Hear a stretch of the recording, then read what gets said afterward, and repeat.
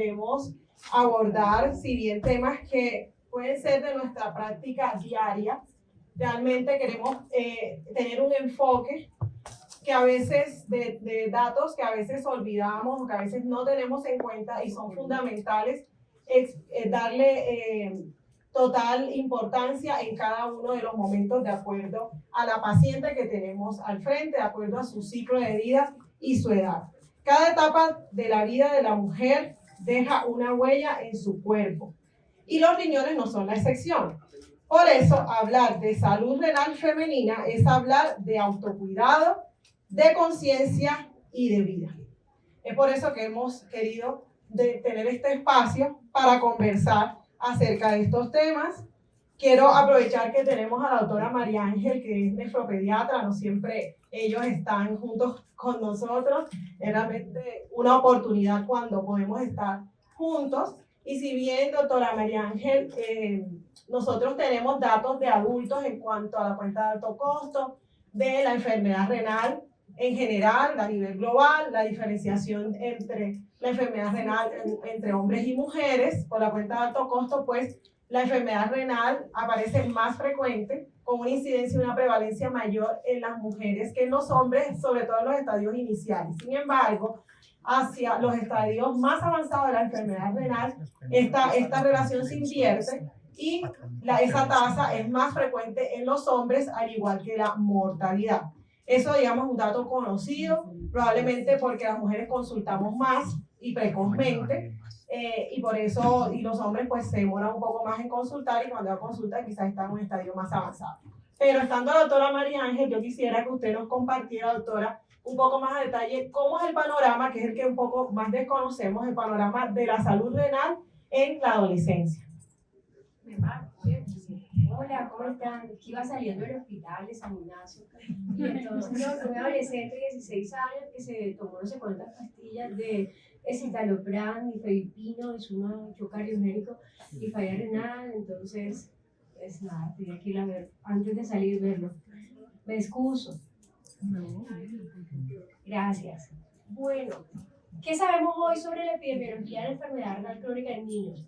Quiero decirles que realmente hay mucho subdiagnóstico, mucho subregistro y contamos con pocos datos. Yo los datos que les voy a mostrar hoy son los de la cuenta de alto costo y este es el panorama que tenemos actualmente en Colombia.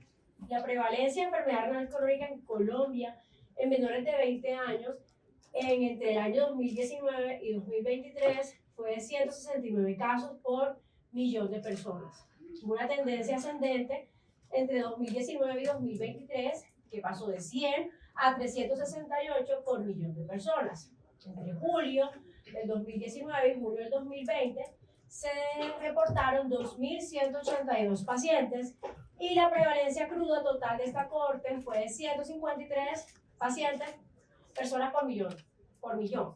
Y el grupo más afectado en pediatría es de la edad de 11 a 17 años. ¿Cuál es la incidencia y la tendencia descrita? Bueno, realmente los casos nuevos, que eso es lo que define incidencia, entre 2019 y 2023 mostró una leve disminución de 61 casos de personas por millón a 51. Y esto sugiere que hay mayor casos acumulados, es decir, mayor prevalencia. Pero esto también se puede deber a que hubo menos registros, menos diagnósticos nuevos en este intervalo de tiempo. ¿En qué pacientes hay en estadios avanzados de enfermedad renal crónica? Entre 2019 y 2020 fueron reportados en estadio 5 227 niños, que representa 16 casos por millón de personas. 150 de ellos, 57 estaban en diálisis peritoneal, que definitivamente sigue siendo la modalidad preferida por los pediatras, y 57 de ellos en hemodiálisis. La distribución por género es igual. Femenino, masculino, 50% en Colombia. Es más o menos lo que describe la literatura mundial con respecto al género. Hay variaciones geográficas, sí, entre departamentos y regiones en prevalencia e incidencia, y esto se puede explicar por los factores de acceso, registros y perfiles etiológicos totales. Hay una mayor prevalencia e incidencia en Bogotá, probablemente porque la mayoría de los nefrólogos pediatras estamos ubicados, centralizados acá, y pues porque los registros seguramente se hacen de manera más concisa y juiciosa en esta región del país. Entonces, ¿hay subregistro de la enfermedad renal crónica en pediatría? Sí, mucho. Y además, no tenemos un registro nacional unificado y exhaustivo fuera de lo reportado de la cuenta de alto costo. Y las diferencias entre los datos que reportan las entidades públicas y privadas dista bastante.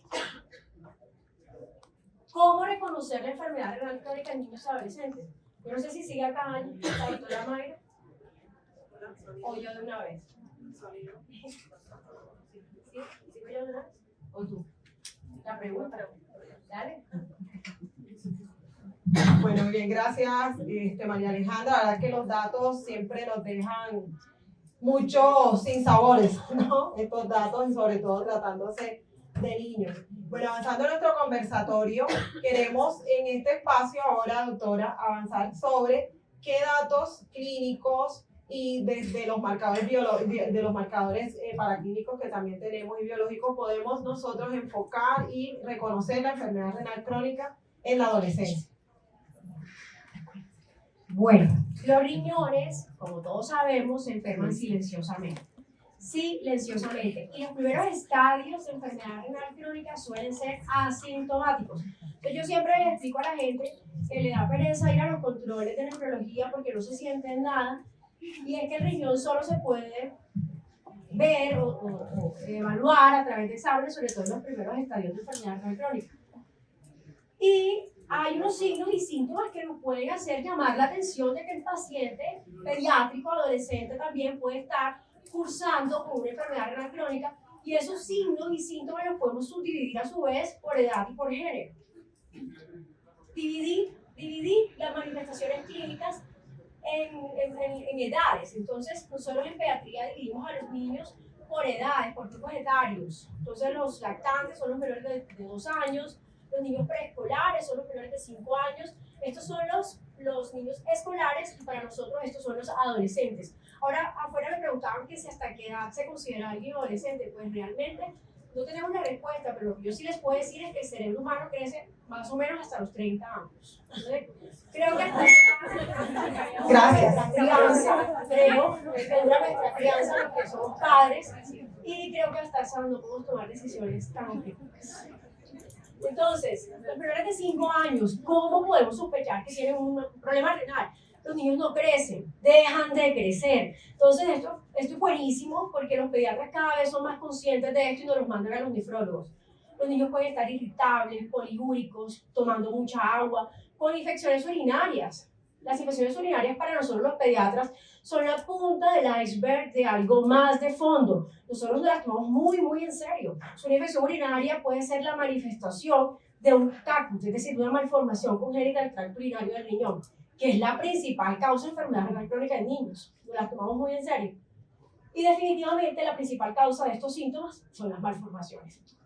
Entre 6 y 12 años, los pacientes pueden tener edemas, sobre todo en la mañana, ojos hinchados, fatiga, palidez, orina espumosa o roja, hipertensión arterial. Y aquí, en este grupo etario, sigue siendo el cálculo la principal causa, pero se meten las glomerulopatías primarias, secundarias y las infecciosas o postinfecciosas.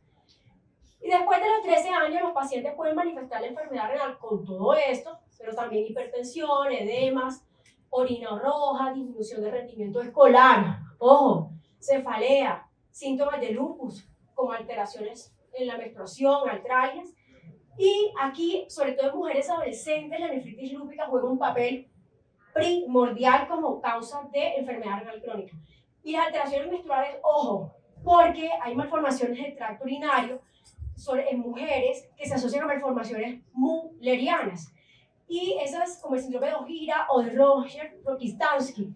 Y esas malformaciones se pueden asociar a menorreas primarias, a dolores pélvicos constantes, a dismenorrea intensa, a hematocolpos y a disminución de la fertilidad. Entonces, cuando tenemos una niñita o un adolescente que está presentando estas alteraciones, hay que revisar el riñón. Generalmente se asocian a agenesia renal o a riñón único por displasia. Cuando tenemos un fetico, rápidamente, miren, estos antecedentes los preguntamos los pediatras, pero está bien que ustedes los pregunten. El polihidrandius puede hacer, o sea, nos tiene que hacer pensar en una enfermedad renal. Lo mismo que el oligohidrandius. el retraso del crecimiento y la prematurez. ¿Cómo voy de tiempo?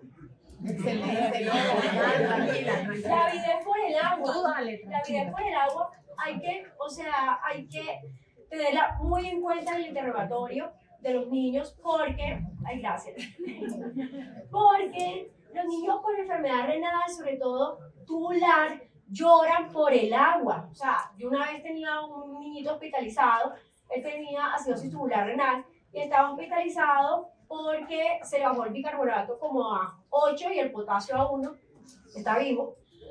Y era porque él pues tenía su familia, tomaba bicarbonato y se lo entregaron al bienestar pues por negligencia del cuidado y el bienestar pues no sabía que tomaba bicarbonato y quedó sin tratamiento. Y este niñito lloraba por el agua.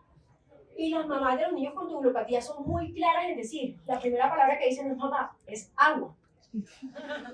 Esta es la cantidad sugerida por edad, si hay en pediatría cantidad sugerida por edad, se les debe recomendar a los pacientes.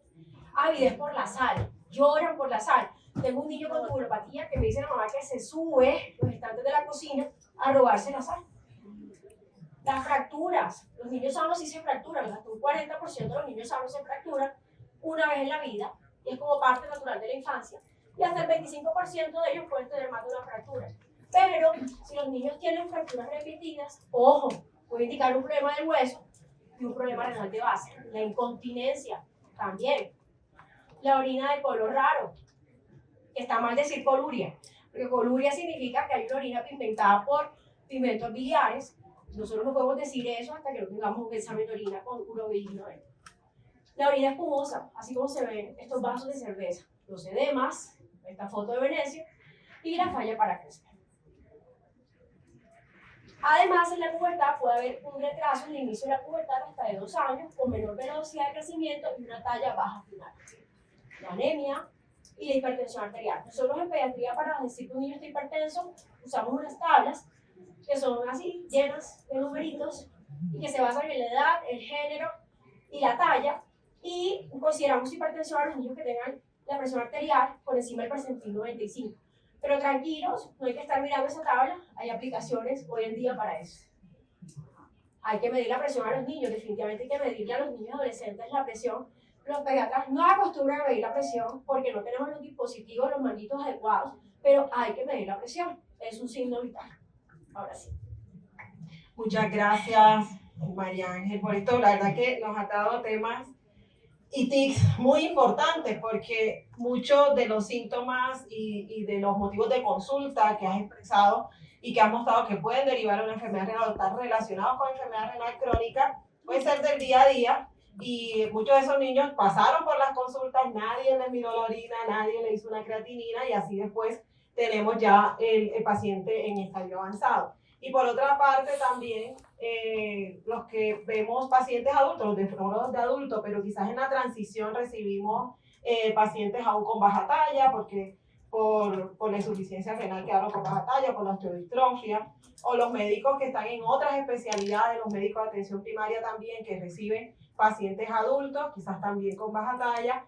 Es importante los percentiles, ¿no? Y siempre tenerlos en cuenta porque quizás nosotros le damos el valor normal a todo por lo mismo y no los tenemos en cuenta. Entonces, muchas gracias porque nos das este dato. Y quiero ahora con Alejandra preguntarle cómo en los adultos, en la mujer adulta, cuáles serían esos marcadores clínicos, cómo sería ese comportamiento para reconocer la enfermedad renal crónica acorde a los ciclos de vida de la mujer.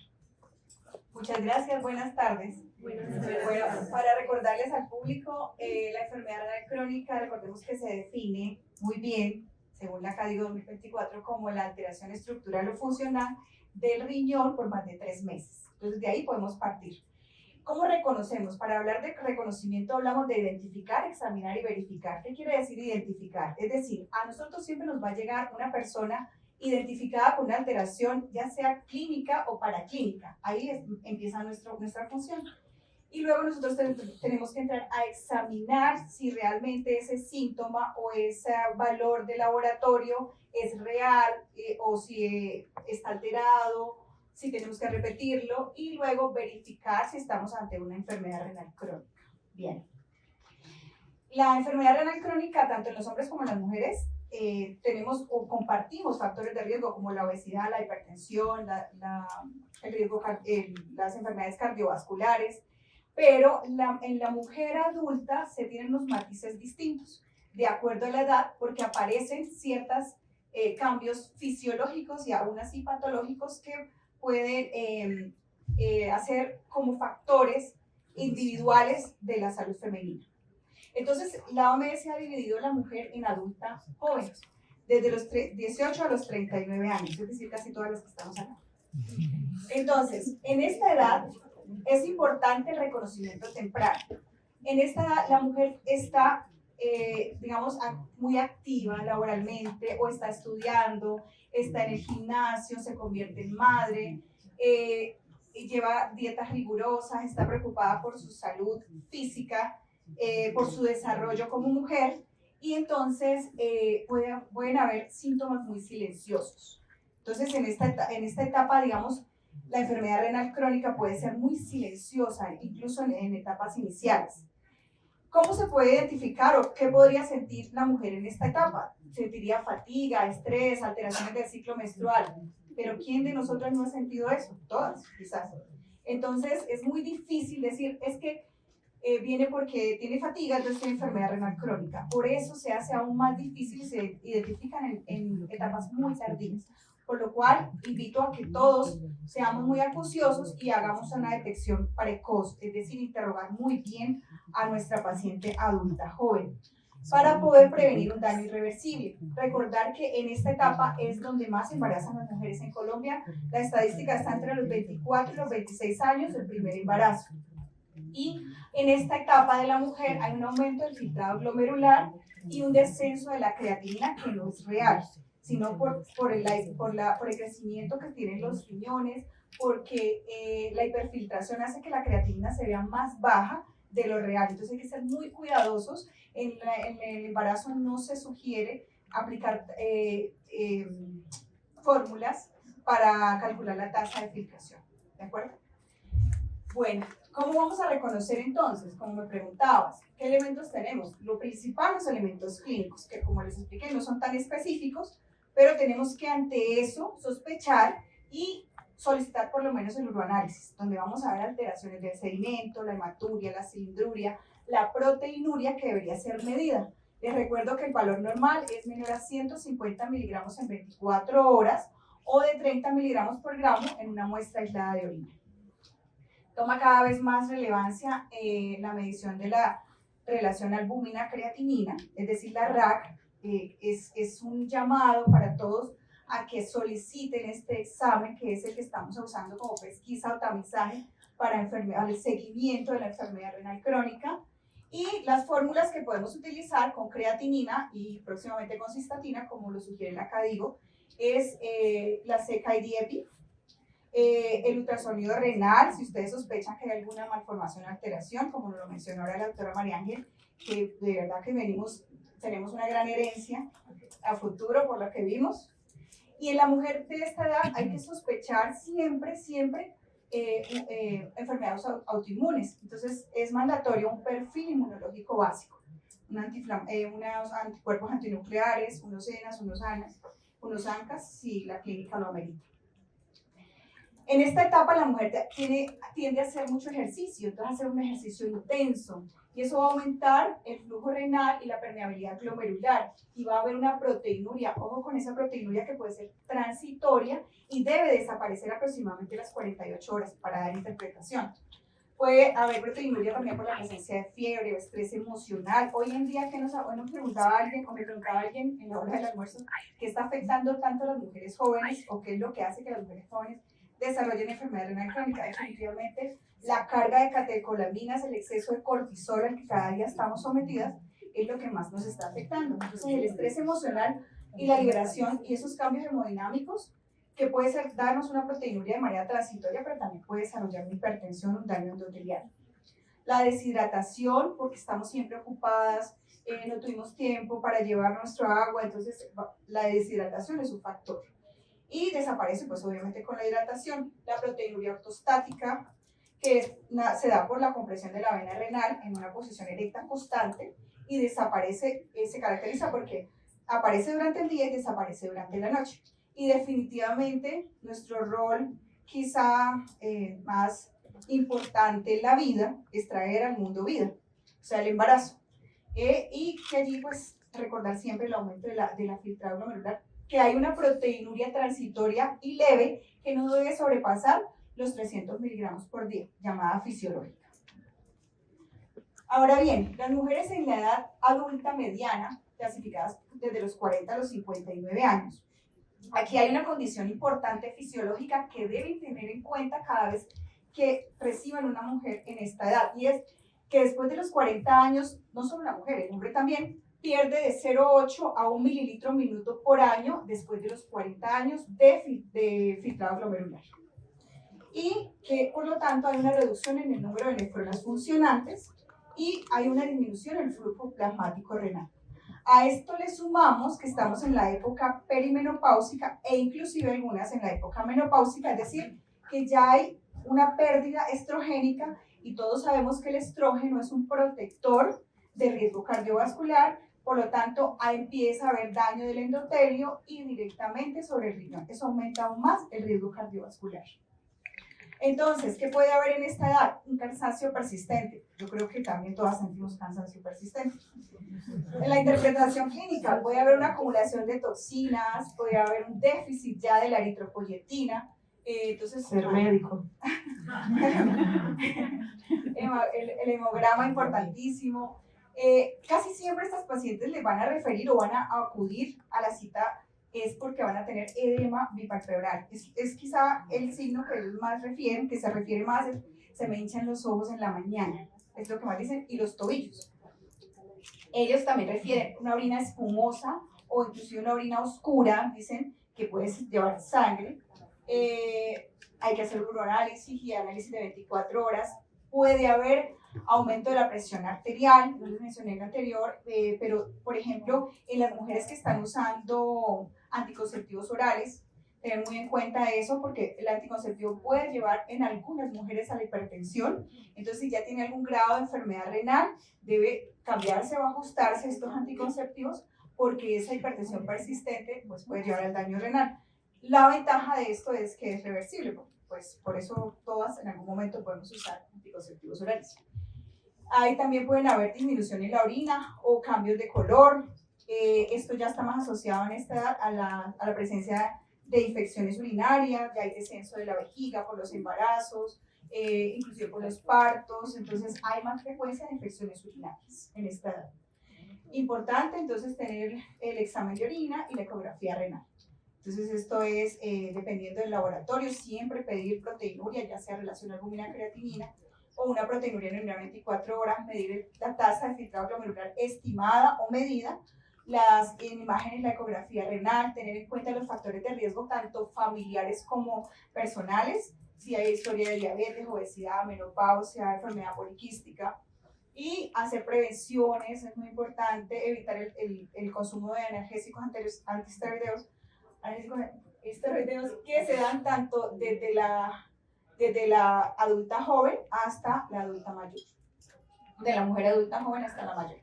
Y en la mujer adulta mayor, es decir, mayor a los 65 años, pues ya vamos a ver una disminución del número y tamaño de nefronas y hay una disminución en el flujo plasmático renal hasta el 50% menos de las adultas jóvenes.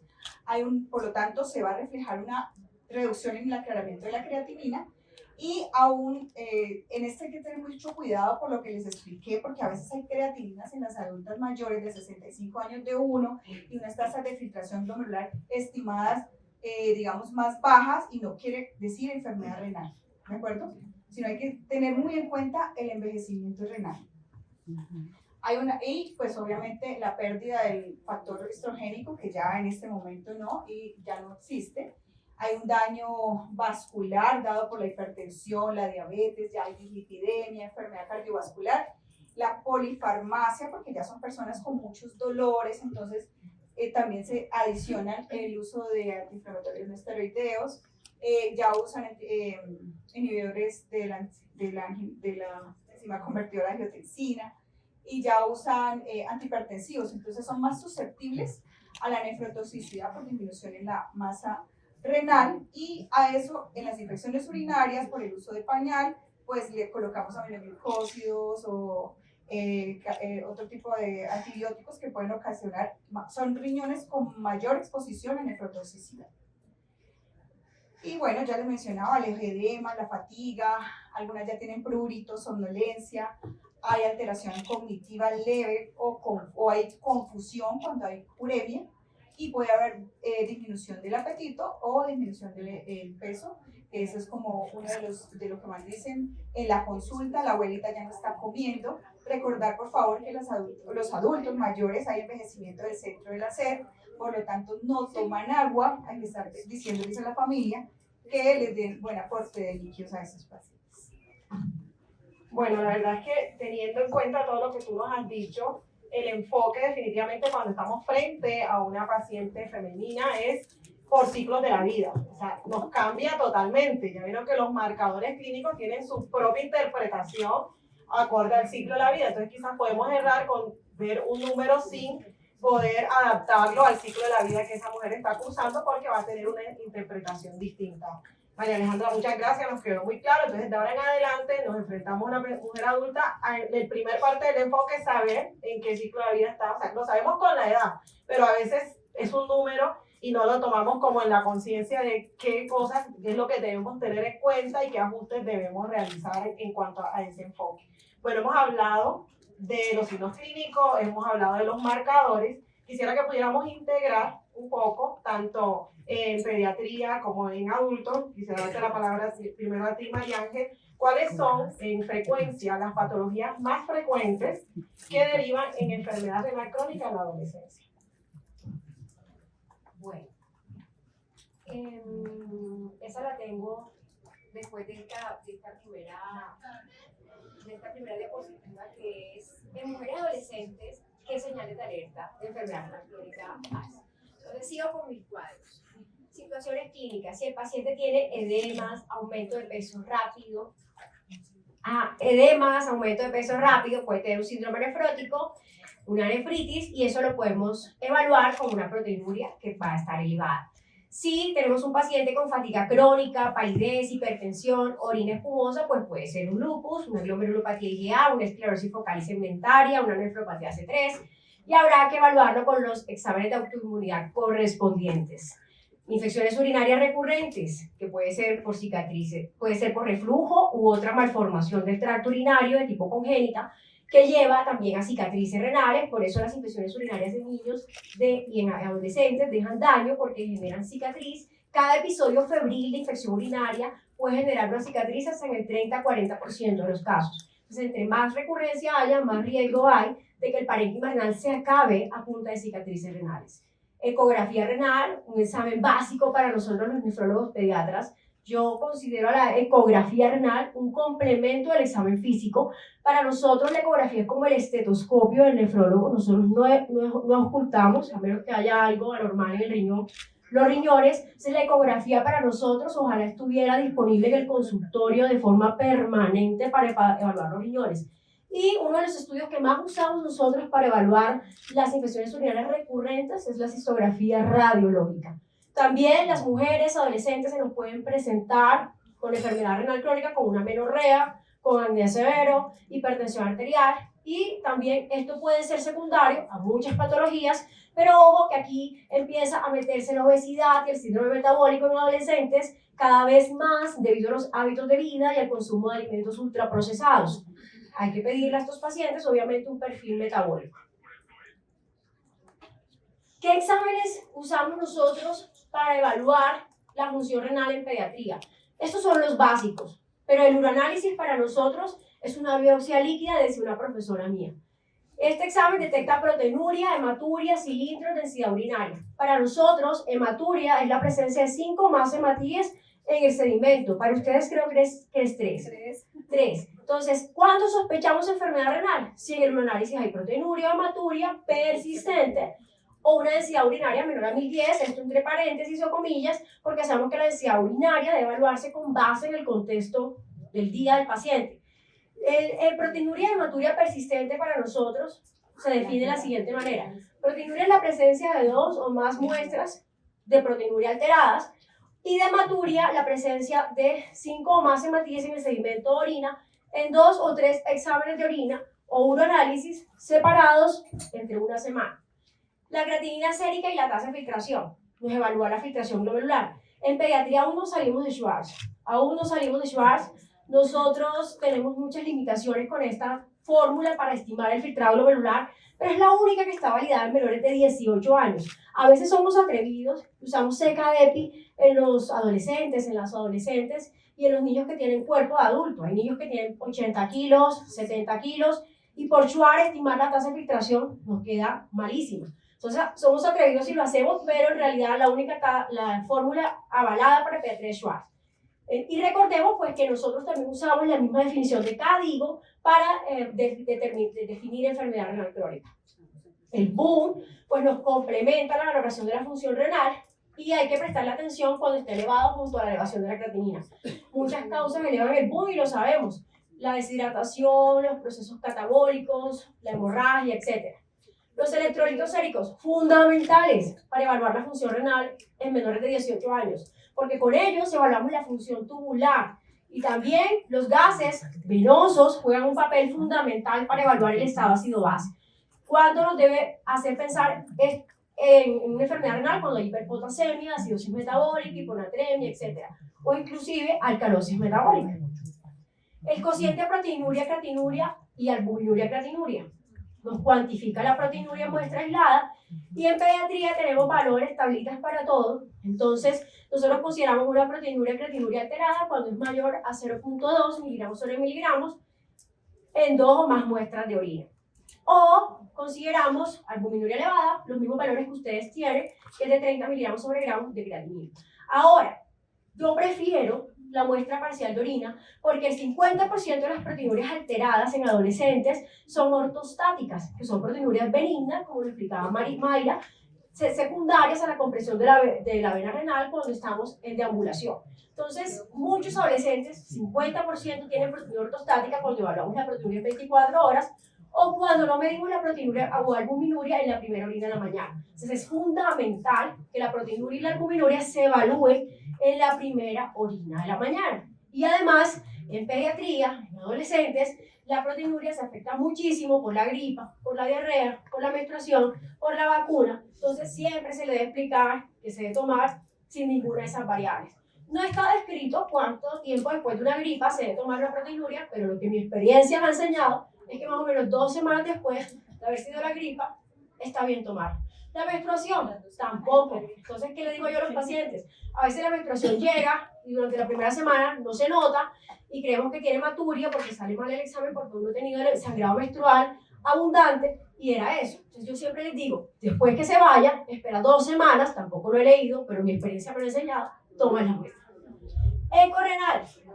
Para nosotros, nadie que venga a nuestra consulta se va sin una eco renal. Nadie. Evaluar la anatomía, los tamaños renales. Nosotros tenemos fórmulas para saber si los tamaños renales están acordes con la edad del paciente y su talla. ¿Qué nos debe hacer llamar la atención en una ecografía? Si los riñones están pequeños, con asimetría o dilatación. Para nosotros, una asimetría renal significativa es aquella que es mayor o igual a 1.5 centímetros entre un riñón y otro. El riñón derecho tiende a ser más pequeño por la presencia del hígado en la parte superior, pero 1.5 centímetros, 2, nos debe hacer llamar la diferencia. Y en adolescentes mujeres, ojo, estos pacientes pueden tener lupus, entonces habrá que hacer las pruebas correspondientes como ANA, Santidad, complemento, etc. Y recordar que en mujeres adolescentes, todas estas muestras se deben evaluar, ojalá, sin menstruación, sin flujo menstrual, sin flujo vaginal, porque eso también altera la presencia de proteínas de la orina, el sedimento, etc. Esta es la definición de hipertensión arterial para nosotros. Tenemos subdividido en 2 grupos, menores de 13 años y mayores de 13 años, mayores o iguales a 13 años. Y esta es la definición: presión arterial normal, menor al percentil 90, y si es mayor de 13 años o igual a 13 años, menor a 120, menor a 80. Elevada, o sea, antes llamada prehipertensión, entre percentil 90 y percentil 95, o entre 120, menor 80, 129, menor 80. Estadio 1, mayor al percentil 95, entre el percentil 95 o 95 más 12, nos toca sumar ahí 12. Y o en mayores de 13 años, 130-80 a 139-89. Estadio 2, mayor a 95 más 12 y mayor a 140-90. A veces nos demoramos mucho haciendo esto. Pero no se preocupe, tenemos aplicaciones, no, eso es corriendo. A veces 20 o 30, eso es corriendo. Pero mira, tenemos aplicación. La aplicación espectacular, la creó mi compañero de posgrado, Rolando Ríos. Tiene todas las formulitas que nosotros usamos en pediatría. Cuando yo estudié pediatría y nefrología, andábamos con la hojita viejita de 20 años de evolución que creó el doctor Gastelbondo. Y ya no, aquí está, Nefropectar, está gratis. Buenísima. Entonces ahí pueden encontrar SWAR, encuentran cómo medir los tamaños renales en la ecografía, si están bien o no. Hay fórmula para estimar la filtración con cistatina. Y esta es nuestra fórmula SWAR, es súper sencillita. También ya ahí en la aplicación la podemos hacer, pero es básicamente una constante por talla dividido creatinina. Esta constante varía según edad, dependiendo del método que se haya con el cual se haya evaluado la creatinina en el laboratorio, si es Jaffe o enzimático. Actualmente casi todos los laboratorios lo evalúan por método enzimático, y la constante es 0,413. Los valores de referencia, miren, también cambian. En pediatría cambian según la edad. Entonces el riñón del niño madura y se parece al del adulto a partir de los 2 años. Entonces a partir de ahí es que la tasa de filtración se empieza a parecer a la de ustedes. El riñón pediátrico madura hasta los 2 años, tiene menos capacidad para concentrar la orina y para regular electrolitos, y siempre que evaluamos el riñón en pediatría, desde los 0 días hasta los 18 años, tenemos que hacerlo con base en la edad. Mujeres adolescentes, repito, mayor riesgo de lupus, y ante sospecha pedir los paraclínicos correspondientes. Mujeres adolescentes, si tienen IBU recurrente, evaluarla anatómicamente porque puede tener una malformación. Las malformaciones de la vía urinaria son más comunes en hombres, pero también existen en mujeres y se debutan mucho más rápido.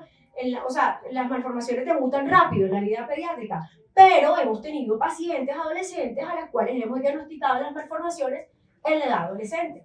Entonces a estos pacientes habrá que evaluarlos con ecografía, cultivos, etc. Y ojo con esto, casi todas las adolescentes usan AINES para la dismenorrea, y Dios santo, la nefropatía por AINES es dura. Yo tengo una paciente que hizo nefropatía por AINES local. Pensé que no existía y sí, reportamos ese caso. Y ojo con las adolescentes mujeres que tienen resistencia también a la insulina, y que a estos pacientes hay que evaluarlas con microalbuminura y todo lo metabólico. ¿Sigo yo? Sí, bueno. Entonces, ¿cuáles son las causas más comunes de enfermedad renal crónica en niños y en adolescentes? Las malformaciones del tracto urinario, hasta el 60% son por ellas. Glomerulopatías primarias o secundarias, hasta el 30%. Las nefropatías hereditarias como la enfermedad poliquística o el síndrome de Alport, hasta el 15%. Y en mujeres adolescentes, ojo con las glomerulopatías primarias, que no tienen una diferencia por género, la IgA, la esclerosis focal segmentaria, la membranoproliferativa, la membranosa, etc. No tienen una distinción por género. Las enfermedades autoinmunes sí aparecen más en mujeres, en una relación 9-1 con respecto a hombres, y todas estas son las variedades de malformaciones del tracto urinario que nosotros las englobamos con un nombre que se llama CACUT, que es la sigla en inglés de malformaciones congénitas del tracto urinario. Lo más común, reflujo vesículo-ureteral. Lo más común, la obstrucción de la unión piel-ureteral, y otras más.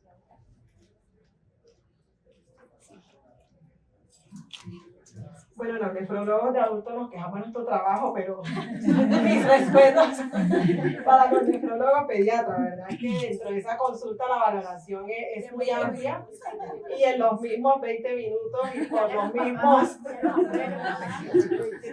Eso, y la mamá y la familia, la verdad es que es de admirar ese trabajo, pero bueno, que estamos llamados también a hacer todos desde la consulta de atención primaria, ¿verdad? Y al identificar los pacientes, hacer el trabajo también de derivarlo, porque muchas veces estos pacientes se pierden, y con todos los antecedentes que ya he mencionado, con todo lo importante de ese seguimiento, quedan allí en que, bueno, la creatinina estaba normal y no amerita, ¿verdad? No amerita el pediatra, no amerita el nefropediatra, no amerita el seguimiento, y peor aún cuando pasa a la etapa adulta. Y entonces en la etapa adulta, Mayra, quisiera entonces que avanzáramos con las etiologías más frecuentes que derivan de enfermedad renal crónica en la mujer. Bueno, bien, algunas ya las había mencionado cuando les explicaba. El lupus eritematoso sistémico definitivamente, como nos habló María Ángel, viene desde la adolescencia, puede aparecer y nos puede acompañar hasta los 39, 40 años. Entonces, casi siempre la afectación es glomerular o mixta. La diabetes puede aparecer en la mujer adulta, joven, que vamos a ver una microalbuminuria progresiva, puede haber una diabetes mellitus tipo 1, de manera que viene desde la adolescencia, una hipertensión arterial, hablábamos con María Ángel el otro día eso, que ellos manejan la hipertensión arterial, y una vez que la niña o el niño cumple los 18 años, parece que ya se diluye, y me decía, ¿por qué no continúan los nefrólogos manejando la hipertensión si nosotros manejamos la hipertensión en la infancia? El nefrólogo de adultos debería continuar y debe ser el ideal para continuarlo. Entonces es como esa tarea para el futuro de nosotros. La preeclampsia, el embarazo, como lo hablaba Juan Diego en la primera charla, que hay que vigilarla porque puede dejar un daño glomerular. Las glomerulonefritis primarias pueden hacer parte de este grupo en esta etapa, y las infecciones urinarias. En la mujer adulta de mediana edad, por decirlo así, pues están las etiologías asociadas a la menopausia, al déficit de estrógenos, también donde hay mayor incidencia de osteopenia, anemia y fragilidad, que pueden coexistir o no con la enfermedad renal crónica. Y hay un incremento en el riesgo de efectos adversos a medicamentos de eliminación renal, y así por las mismas alteraciones de los metabolismos de los medicamentos. Y en la adulta mayor, pues como lo dije anteriormente, pues hay rigidez vascular, daño endotelial, favoreciendo la hipertensión y la proteinuria, además de la resistencia, disminución a la resistencia del estrés oxidativo. Hay mayor impacto en la anemia, no solo de origen renal, sino de origen nutricional y de déficit de vitamina B12, la osteodistrofia renal y el mismo deterioro cognitivo que presentan estas pacientes. Entonces aquí más adelante, voy a adelantarme un poquito, adelante mucho. Les quería dar unos tips que sacamos acerca de cómo...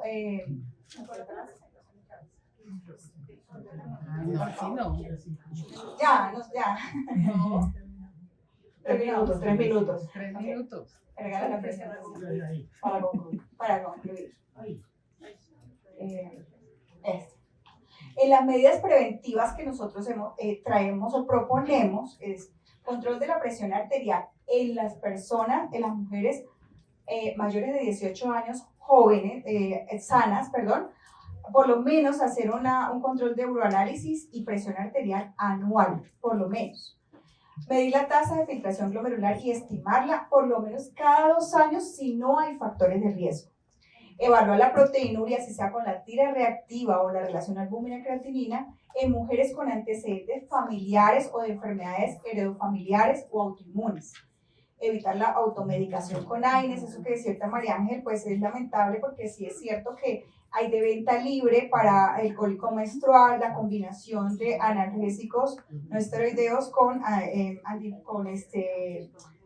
antiespasmódicos, gracias. Entonces, y evaluar, como decía Juan Diego, en la evaluación renal postparto, si hubo preeclampsia, pues algunos sugieren que de 3 a 6 meses después del parto, y hacer inclusive seguimiento anual de estas pacientes, porque sí hay un grupo de pacientes, creo que es de menos del 20%, que sí ha desarrollado enfermedad renal crónica sin una etiología diferente a que tuvieron un embarazo con preeclampsia. Muchísimas gracias. Muchas gracias, Alejandra. Muchas gracias, doctora María Ángela.